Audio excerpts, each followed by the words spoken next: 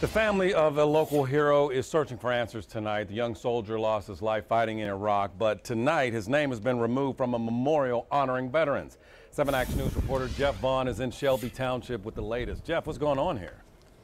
Well, Malcolm, first and foremost, the family is grateful for any recognition for their fallen son. It's taken them a lot of time to kind of actually complain about this, just about a year. But before we go any further, let's learn a little bit more about Mark Barbrett.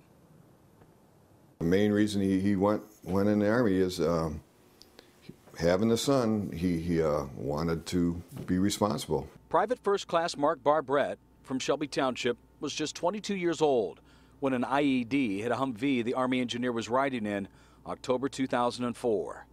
Barbrett was the first soldier killed in Macomb County from the Iraq War. A year later, his name placed on the Veterans Memorial at the township offices. His name standing on that wall, serving as a memorial alongside the other men from Shelby Township that gave the ultimate sacrifice for our country. You know, we lost him, but we had this wall with his name, which you touch his name, you bring flowers, you go to ceremonies with Mark's son. And you always walk up the steps, and there's Daddy's name. How cool is that, you know? Barbrett's name stood on the wall for almost 8 years under the heading Iraq. Then in 2013, the Barbrett family was invited to another ceremony for last year's Veterans Day. And unveiled before their eyes, their son's name had been covered up, taken off the wall, and put on a separate memorial, no longer under the title Iraq with the 3 other Macomb County men that died there, but now under the heading Global War on Terror.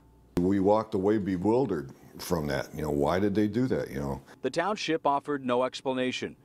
The Barbretts say a supervisor told them when President George W. Bush declared a medal in 2013 honoring victims of the global war on terror, well, the township deemed it a conflict and not a war, and made the decision to take Mark's name off the wall.